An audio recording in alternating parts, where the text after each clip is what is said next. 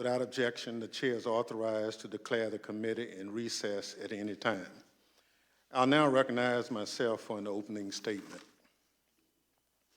This evening, the Select Committee is required to consider 2 more citations for criminal contempt of Congress for Daniel Scavino, Jr. and Peter Navarro. Before I get started, I do want to comment quickly on the ruling today in John Eastman's lawsuit to stop the Select Committee from obtaining certain records. As the Vice Chair and I said in our statement earlier today, this ruling is a clear victory for the rule of law. I encourage people at home to read what Judge Carter wrote and consider his words very carefully. His warnings about the ongoing threat to American democracy should alarm every person in this country. I want to read a short excerpt from Judge Carter's ruling. Dr. Eastman and President Trump launched a campaign to overturn a democratic election, an action unprecedented in American history. Their campaign was not confined to the ivory tower. It was a coup in search of a legal theory. The plan spurred violent attack on the seat of our nation's government, led to the death of several law enforcement officers, and deepened public distrust in our political process. More than a year after the attack on our Capitol, the public is still searching for accountability. I'm proud to say that this committee is helping to lead that search for accountability. It is why we are here tonight. So let's turn to Mr. Scavino and Mr. Navarro.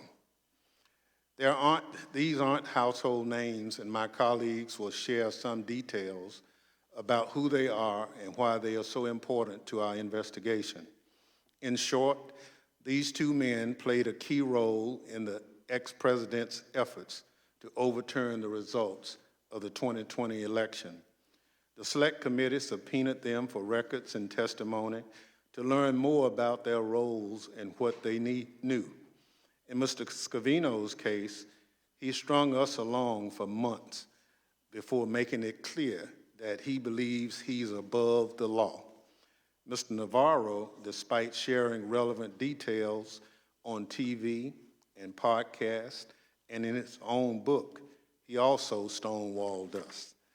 The contempt report published last night gets into the weeds on this, but broadly, Mr. Scavino and Mr. Navarro are making similar excuses.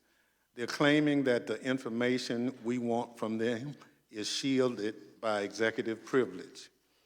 To remind everyone, executive privilege is a power of the president to make sure official sensitive information and conversations stay private.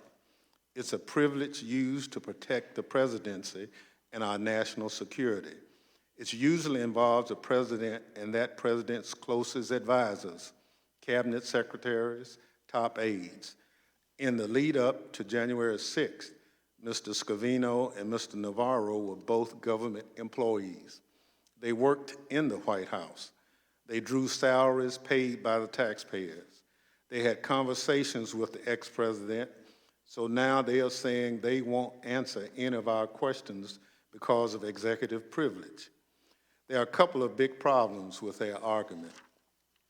First, generally speaking, executive privilege doesn't belong to just any White House official.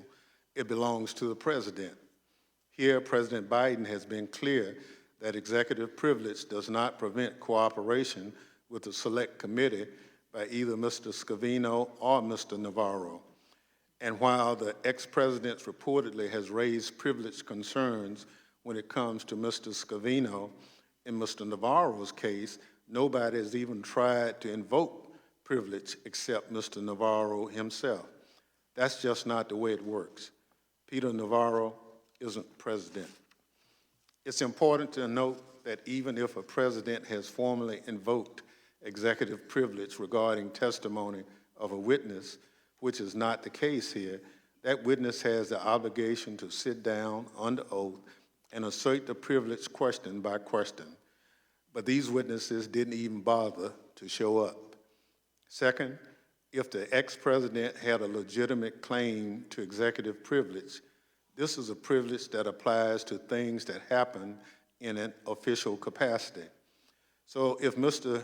Scavino or Mr. Navarro are claiming that all the information they have is protected by executive privilege, they are basically saying that everything they did in their official roles, paid by taxpayers. As I said before, we want to talk to Mr. Scavino and Mr. Navarro about their roles in the attempt to overturn an election. The American people didn't pay their salaries to do that. Now there are a lot of laws that set out what government officials aren't allowed to do when they are on the clock or using government resources. It's important that taxpayer dollars don't support political activity, and there are a few bright lines about every specific situation. I can't sit in my office on Capitol Hill and make fundraising calls.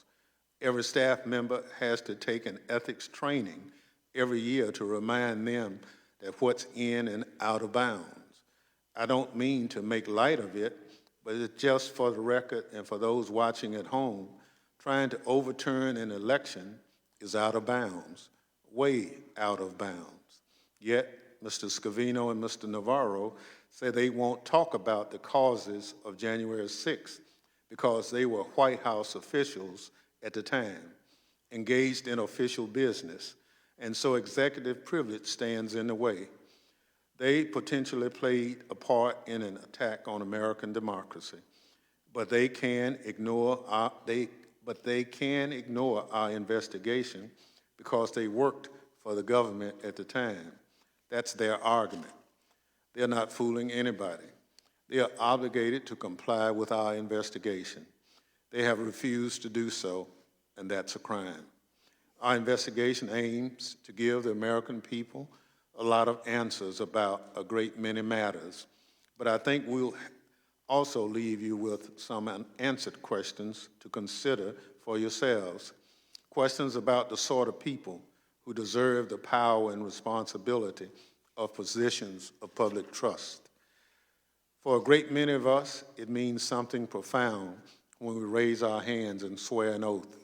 We haven't finished the work of our investigation, but I can say confidently that the many involved in the run-up to January 6th, an oath, a statement of fidelity to our democracy, was nothing more to them than meaningless words.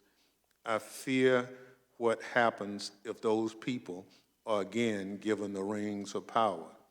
These men, Mr. Scavino and Mr. Navarro, are in contempt of Congress. I encourage my colleagues to support adoption of this report. I'm confident the House will adopt a resolution citing them for this crime. And I hope the Justice Department will move swiftly to hold them accountable. I'm pleased now to recognize my friend, the gentlewoman from Wyoming,